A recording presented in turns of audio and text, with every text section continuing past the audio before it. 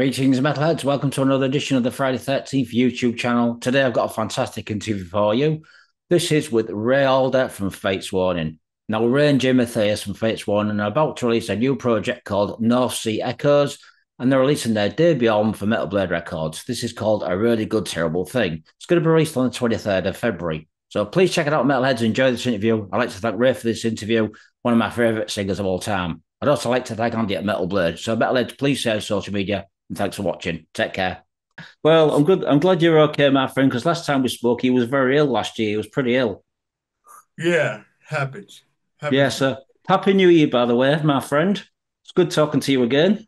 You too, man. You too. How's it Yeah, going? so I'm going to ask you a couple of warm-up questions before we talk about the amazing new project that you've got with Jim. Just Okay. how successful was the two album for you since we last spoke? Because we did the interview for the two album. How successful was it since we last spoke? I don't know, honestly. I never really saw any numbers. I guess it was okay.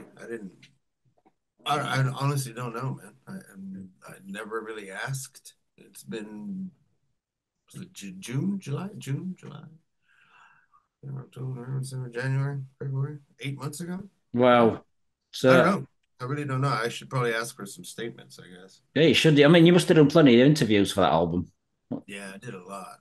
I'm doing a lot more for this, to be honest with you. Really? Okay. I mean, did you get a lot of positive reviews for that album? Because I give your album 5 out of 5. Oh, that's great. Thank you. I haven't actually seen any reviews yet, to be honest with you. Really?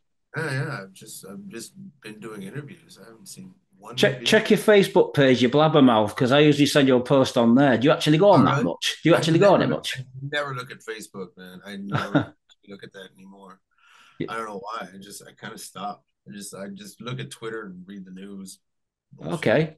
Well, if you need to get this interview tonight, just send me your email and I'll forward it to you in a couple of days or something so you can check it out. Okay, cool. Thank you, man. I hope I'm not boring you. No, man, I've done a lot of interviews already Yeah, today. I can I imagine. ate a giant plate of pasta like an hour and a half ago. So Wow. Okay, so the next question I'm going to ask you then, Ray, is about the A to Z. What's happening with the new album? How far into the new album are you? almost finished. I got three more songs to do. I'm um, working on one today, this week. I've been working on one this week. So three more songs for me to finish. The music's done. There's one song in question. We don't know if we're gonna rewrite it or write another song yet. So there will be, I think, 11 tracks. So far, eight of them are done. So we'll see. We'll see what so it's like. It's different. so It's very different. Viv, and Jupe aren't on the album anymore. really? Wow. What Nick is happened? Nick is writing now. I don't know. You have to ask Mark. Mark, I don't know. I don't know. I really enjoyed working with those guys. I was really, really sad to see them go. It's a great Tough. debut album because I like the mix. I like the way that Lalu's music's come with Fates One and it blended really well. It was good stuff. I really enjoyed it. I loved working with those two guys. They were really, really cool. So I don't know. We'll see. We'll see what Oh, happens. okay. I mean, last time I spoke to Mark, he told me that the new album's going to be a lot darker. Yeah, it's heavier. It's not as I think the other one had some sort of 80s and 90s vibes to it. This doesn't really have that at all. So when do you think this album's going to be released? Is it hopefully this year? I don't know. I really don't know. The way the record companies are now, it takes a year to release an album. It used to be 3 months. Then it was 5 months. Now that's fucking year. So I don't know. We'll see. Okay. What about the Figure of Speechlessness? Are you doing the new album with those guys, or was that just a one-off? I think it was just a one-off. I still talk to Jason now and then, but Jason, I'm sorry. God, I forgot his name now. His last name is McMaster, so obviously I just went to Jason McMaster. Yeah, from Dangerous Toys. Glenn, Yeah. I'm sorry, Glenn McMaster. I talk to Glenn now and then, but no, so far there's no talk. He's writing, but there's no concrete dates or anything. So yeah. Have you got anything else in the pipeline that we should be aware of after these? You've done the A to Z and the Echoes of the North Sea Echoes. Have you got anything else that we should be aware of? No, not at the moment. No, I mean I did the I did this album, then now I started working on the A to Z, and we'll see what happens next. I don't know. Okay, then. So I'm going to ask you some questions now about the projects that you've done, North Sea Echoes. Everybody's going to be asking this question, Ray. Why do you call it North Sea Echoes? What was the reason for calling it? And did you have any other titles, you and Jim? I mean, as the writing got further and further, we kind of said, okay, well, we have to call this something, and um, we started going through different ideas, different notes, throwing out different names, and um, one of one of the one thing that was written in Jim's notes was North Sea Echoes. And my dog's taking an exit. Hold on a second.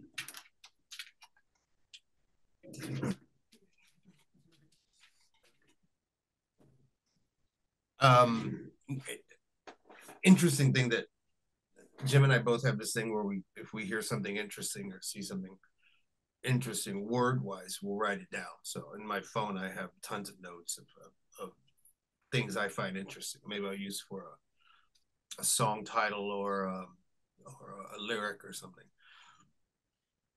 So we were going through our notes, and one of the things that Jim had written down was North Sea Echoes. Not Right. sure where he heard it. He doesn't even know where he heard it. But it just kind of seemed to fit the music, the whole vibe of the whole thing. So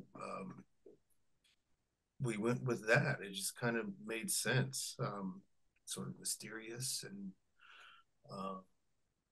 I don't know. I had a vastness to it, if that makes any sense. So Yeah. yeah. So, I mean, when I listen to the album, which is a fantastic album, I can see why you called it North Sea Echoes because every tide and ocean has different waves and moods. And I guess your music combines with the name of the project. Yeah, I guess so. Yeah, it just seemed to fit to us both. Just made sense. I don't know. There was a few other names that were thrown around, but that one just seemed to fit the best. What about all the other oceans, like Pacific Ocean or North Atlantic or any of those sort of names kind of float I around? don't know. The North Sea just seems such a obviously barren because it's the sea, but I don't know. Dark, cold, just sort of a lonely, scary place. I don't know. Just seemed to fit. I don't know. I know you're still living in Spain, I believe. Are you still over there? Yeah, yeah. Yeah, Still here. yeah. You enjoying Spain? You do miss being in America, or are you more settled now, but living in Spain? I think I'm pretty settled now. It's been almost 9 years, I think. I've been Wow. here. Yeah, I'm pretty comfortable now. So I mean, the artwork for this album was done by the guy who did the Marillion albums. How did you hook up with him? Have you worked with him before? No, it was Jim's idea. Jim wanted to work with him, but I think he worked on the Kings of Mercia album. Yeah, he did. Yeah, yeah. Yeah, that's how Jim knew him. We had a few different people that we wanted to work with, and some different ideas. We saw a lot of different things, but it just seemed to make sense. This one, and his ideas were great. He had the idea with the diving bell and everything. So it seemed to totally make sense. Did you have any other artwork for this album? I actually started some artwork for it. I was doing a lot of different things. We had different ideas for the cover, and we couldn't really settle on anything. So it was nice that this idea came up with the dark blue. It's funny, even this cover, going back and forth with colors, just the colors of the album had different shades, and we didn't know what fit best. And we thought the one that you have now is just fit the best. So I'm glad we got him. It was a good choice, I think. What ideas did you have, Ray? What was your ideas? It was actually Jim's idea. One of Jim's idea was a tower on a cliff in the North Sea with crashing waves. Just this sort of lonely sort of radio tower on the edge of a cliff. Um, and we tried different things, just couldn't get it to look right. We just couldn't. No one could get it to look the way we saw it in our heads. So we just ditched that idea. We came up with this one. So you didn't use any of that for the inlay booklet for the album No, instead? no. I mean, yeah. Well, I mean, those other ideas were just completely different. Sort of just graphics, sort of black and red or black and white, different weird things. But this one I think fits better than any of them. I think. So what's actually in the booklet for the album and CD? What artwork do you have? I can't remember, to be honest with you. I have it here.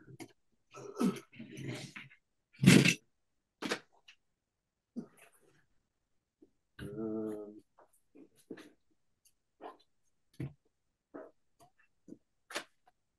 don't know. I have one open somewhere. I'm not going to open these, but No, no. the back Right, okay. and just the front. That's the deep blue. Coloured vinyl. Yeah, gold, black, melt, deep sea blue vinyl, and the 180 gram. Oh, here. There's no lyrics. It's just the metal blade thing. Man. Okay. Right, okay. And that. Yeah, Awesome. we didn't. We just decided not to put the lyrics in the album. So why? You know? So there's actually no lyrics whatsoever in the CD booklet or anything. No, Right. no. So who started writing the lyrics? Was it yourself or was it you and Jim that co-wrote the lyrics? I wrote the lyrics on this. Um, it was just kind of a given when Jim sent me the music and said, you know, you want to work on this new stuff? I said, yeah, yeah. So just it was just a given, write the lyrics and write the melodies. So that's what I did. Okay. I mean, on this album, you've got Gunter Olsen on drums. Who plays bass guitar? Is it Jim? Yeah, Jim Right. does all the instruments. Jim did everything himself. The two songs that Gunner plays on were added later on after the songs were finished. We thought that they needed real drums just to give it a kick. They were electronic drums behind it, but those two songs just seemed to like they really needed real drums. So it was Jim's idea to use Gunner. Great, amazing guy. Drums are amazing, sound amazing. Played exactly what he played was I think is what's on the album. Just perfect. So how did you hook up with him? Because I've never heard of him. I actually listened to some of his band's music on YouTube. It's very strange and different, isn't it? Yeah.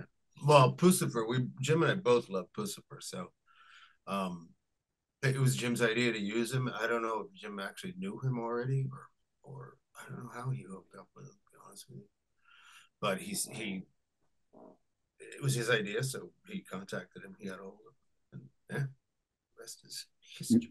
No more drummers in mind. It was just Gunner. Oh, and that was it. Just I think straight. I brought up I can't remember his name, the guy from Porcupine Tree that Jim had worked with Oh before. yeah, yeah. I know you mean. Yeah. No, he's amazing, amazing sounds, amazing drummer. But I don't know Jim. Just I think because Jim had already played with him, he just wanted someone completely new in the picture. I think that's the reason why we did not ask him. Okay, then. So how long did it take to record this album? Obviously, you did your vocals in Spain, and Jim and did all the rest back in Connecticut. Jim had already finished everything. The music he sent me was already done. I think he had already finished all the tracks. Maybe he was working on one or two, maybe once he sent me everything else. I now, while I was working on the other songs, I think he had finished the other ones. I can't remember exactly, but that was already written. I don't know how long that took him, but when I started working on it, I think it took me I don't know 6 months or so to finish the entire thing. I think I was doing some shit in between. I can't remember why it took me so long, but yeah, probably around 5 or 6 months to finish the whole thing. It's kind of weird because the song "Open Book," the first song on the album, like I finished that song in like 4 days, 4 or 5 days. I think that's writing the melody, the lyrics, and tracking the entire song was done in less than a week. So that was pretty good for me. It was pretty quick. The rest of the album didn't go as quickly, but that song did. Was it recorded in the room where you were talking to me now? The vocals. Yeah, yeah. I recorded everything. It's a very very different album from. Open. Yeah, It's a just very very it's a very very different album from what you've done in the past, both. Yeah, a lot of people are going to expect it to sound like either Fates Warning, Kings of Mercia, but it's not. It's a pretty mellow album for me. I've just reviewed the album by the way, Ray, and it's online now. I'll give it 4.5 out of 5. Great album. perfect. Yeah. And I think it's one of those albums what you want to listen to when you come home from work. You just want to kick your boots off and just relax. Do you agree with me? Yeah, it's very tranquil, very ambient. I loved it. It was really different, and I don't want. Obviously, there's going to be comparisons to Fates Warning because it's Jim and myself, and that's totally fine. But this is not, Fate's Warning Mach 2. It's something completely different, which is, why we didn't use Joey or Bobby or Mike or anyone. But yeah, like I said, it's just, there are going to be comparisons. I just don't want people to expect it to sound like Fate's Warning. No, I mean, when I reviewed it, I made it quite clear that if it does sound like Fate's Warning, it sounds like the mellower side of Fate's Warning. Don't expect it to be heavier side because it's not. No, not But at it all. but it's a beautifully composed album. You've got amazing vocals by yourself. I mean, Ray, you are one of my favourite singers of all time in prog. I have two favourite progressive metal bands: Fate's Warning and Psychotic Waltz.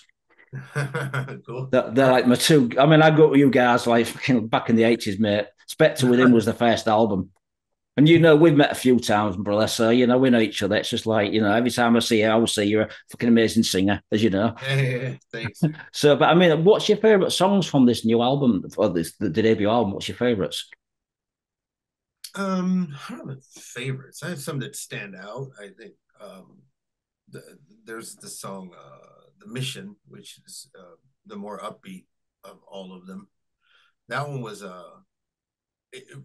I like that one because it wasn't going to be on the album. We had already finished the entire album. We finished everything. We hadn't mixed it yet, but the songs were finished. And Jim contacted me a week or so later and said, I think the album's too short. I think we need to add that last song. And that song was already written. It just wasn't. We just never worked. I never worked on it. I said, okay, well, let's do The Mission.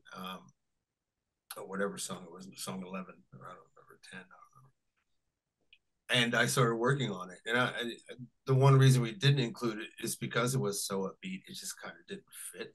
It felt it didn't fit the quietness of the rest of the album. So that was a worry of mine to how am I going to make this song fit? And the melody came out, and the lyrics came out, and I was really happy with it. And I sent it to Jim, hoping that he liked it. I did the entire song and sent it to Jim, and he loved it. He thought it was great. It actually fit the mood of the album. So what I sent him is what's on the album. You hear my first draft, except the bridge. There's a little part after the bridge where the chorus comes back in. There was a quiet part there that we ended up taking out.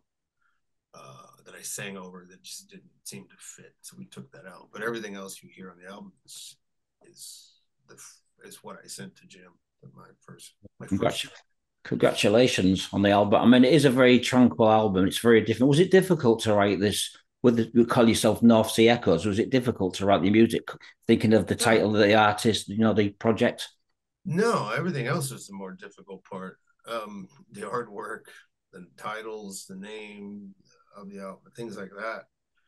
Those are the more difficult parts. The writing was the easy part. I wouldn't say it was a breeze, but it was a joy. I enjoyed doing it.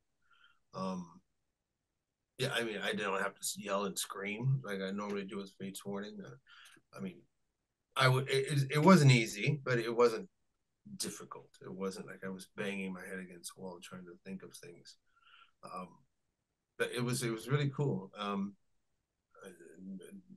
Most 95% what you hear on the album is what I sang. There was a few things that Jim didn't agree, he didn't think fit, so I would change those. But most everything you hear is like the first take, again, what I would send him, that I wrote and recorded. So as I was writing the melodies, I was writing the lyrics. Right. And before I would send him anything, it was a complete song on my end. That's pretty much how it worked out. So yeah, it was cool. So how many videos are you going to be doing, songs for this album? Have you any ideas on? I know you've released one so far. I can't remember, to be honest with you. I thought there was 5, but I'm thinking there's only 4. There's one for Open Book was the lyric video. Yeah. Unmoved is the video that's out now. There's another video for Throwing Stones. There's another video for Empty. And there's a video, for Mission. So there's 5 videos altogether. Wow. So, I mean, at the end of this interview, I always put a description of what I'm talking about. And I also put a link for a song from that album. So if I had to pick a song for people to listen to at the end of this interview, which song would you recommend for people to check out? I don't know, man. I like them all. There's some that are more upbeat than others. I think Throwing Stones is Empty is one of the heavier ones. People are Is that a probably video? Is that a video to that yeah. empty? That's the next one that comes out. I think people are waiting to hear something heavy. Yeah. So there's that. But I like Throwing Stones as well. Throwing Stones has a nice chorus to it. People So sing. would you recommend that I put that on at the end of the interview so people can listen? Is that the song you recommend for me to upload? Yeah, I guess it's gonna. I don't know. When does this come out? That's another thing. This is going to be online tomorrow. I don't know, but they haven't released it yet, so maybe they don't want to. Metal Blade doesn't want to put Any that. song that you've got on YouTube right now, which one would you say, right, Jason, put that on so people can Oh, check out? open book. Then Open just book, right? I'll they're do that for you. already. Yeah. So, I mean, I'm looking at the picture of you and Jim now. Where was that picture taken? Holland or Hot Spain or somewhere? Oh, it's in New Hampshire. Okay, Actually, right. Massachusetts, because we drove to Boston to do that. I actually flew out a few months ago to see Jim. It's the first time I'd seen him since the whole pandemic thing happened. So we were thinking of doing photos like long distance, him there, me here, and it just didn't seem to work. So it was in the budget that we do photos. So I flew there and we did photos with Jeremy Sapper, great photographer, and Jim's wife. Actually, Jim's wife took a lot of great photos. And I was there for 3 days and we did the photo shoots and we wore our suits like gentlemen. And Yeah, I was going to ask you, why did you wear the suits? it was just an idea. It was just Jim and I were just screwing around with it one day. So why don't we wear suits, man? Like, something different. Okay, yeah, let's wear suits. So we wore our suits and did the photos. And then the unmoved video was while I was there doing the photo shoot, Jim said, you're going to be here. Why don't we just do a video while you're here? So, okay. So we did actually Empty and Unmoved. We did 2 videos while I was there, as well as photo shoots. We got a lot done in 3 days. Awesome. So, what sort of reviews have you been getting? Have you seen any yet, or any I haven't feedback seen from anybody? no reviews yet. Just whatever. I haven't really seen that much. I know whatever Twitter and Instagram that people are saying that they like it a lot, and that's good. So far it's been received well. I think. I guess we'll see more when more songs come out. So, I mean, if you go on YouTube and just type in Friday the 13th Metal, there's a picture of me and Rob Halford. Just click on that and you can watch the review that I did last night. Okay, cool. So are you going to be doing it? Are you going to be touring, or is this just or is it a one-off? Or are you going to be doing more albums? What's the situation with this? I No, don't know. We never really discussed it, to be honest with you, man. We just started making the music. To be honest, we just Jim had the idea. I said, okay. We started working on it, and as we got deeper and deeper into it, we said, shit. We gotta. Do we release this on our own? Do we look for a record label? Like didn't really know what we wanted to do. And so we just decided to look for labels, and we ended up with Metal Blade because they're Metal Blade and they're like our family. And I know it's very, very, very different than anything they're doing, but it just kind of seemed like the right place to be. Again, like they're like home to us, friends. We've been friends for 30, 40 years now. Yeah. And then as far as touring, we never really talked about it. I don't really see it happening because Jim played all the instruments. So I don't really know how we would pull that off unless we have a laptop behind us. Guest And musicians. yeah, Guest musicians. yeah, we never really thought about it that far ahead. And then as far as doing another one, again, it was never really discussed. So I think a lot of it depends on the popularity or unpopularity of the album. Let's see how it goes, I guess. I guess Inside Out Records was one of the labels that you were very close to signing with because you've done both solo albums with them, and Jim's worked Yeah, with them as well. yeah. I think Inside Out actually passed on this album. So Really, yeah. really.